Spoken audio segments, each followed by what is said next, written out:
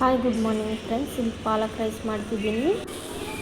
ಇಲ್ಲಿ ಒಂದು ಜಾರ್ಗೆ ಚಕ್ಕೆ ಲವಂಗ ಏಲಕ್ಕಿ ಶುಂಠಿ ಬೆಳ್ಳುಳ್ಳಿ ಹಾಕಿ ಈಗ ಪಾಲಕ್ ಸೊಪ್ಪನ್ನ ಚೆನ್ನಾಗಿ ತಾಳಿಸ್ಕೊಂಡಿದ್ದೆ. ಒಂದು ಕುಕ್ಕರಿಗೆ ಹಾಕಿ ನೀರೇನು ಹಾಕೋದು ಬೇಡ, ಹಂಗೆ ತಾಳಿಸ್ಕೊಂಡು ನೋಡಿ ಅದನ್ನು ನಾನು ಒಂದು ಮಿಕ್ಸಿ ಜಾರಿಗೆ ಹಾಕ್ಕೊತಿದ್ದೀನಿ.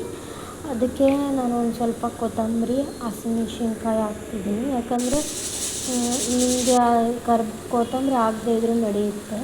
ನೋಡಿ ಇಲ್ಲಿ ರುಬ್ಬಿಟ್ಕೊಂಡಿದ್ದೀನಿ. ಪಾಲಕ್ ರೈಸಿಗೆ ಈರುಳ್ಳಿ ಟೊಮೊಟೊ ಹೆಚ್ಚಿಟ್ಕೊಂಡಿದ್ದೀನಿ. ಇಲ್ಲಿ ಒಂದು ಕಡಾಯಿಗೆ ಎಣ್ಣೆ ಹಾಕಿ ಅದಕ್ಕೆ ಪಲಾವ್ ಎಲೆ ಒಂದು ಚಕ್ರ ಮೊಗ್ಗು ಹಾಕಿ ಚೆನ್ನಾಗಿ ಫ್ರೈ ಮಾಡ್ಕೊತಿದ್ದೀನಿ. ನೋಡಿ ಚೆನ್ನಾಗಿ ಫ್ರೈ ಮಾಡ್ಕೊಳ್ಳಿ. ಪಾಲಕ್ ರೈಸ್ ಇನ್ನೊಂದು ಥರನೂ ಮಾಡ್ಬೋದು, ತೋರಿಸ್ಕೊಡ್ತೀನಿ ನಾನು ನಿಮಗೆ. ಇಲ್ಲಿ ಈರುಳ್ಳಿ ಕರಿಬೇವು ಹಾಕಿ ಚೆನ್ನಾಗಿ ಮಿಕ್ಸ್ ಮಾಡ್ಕೊತೀನಿ.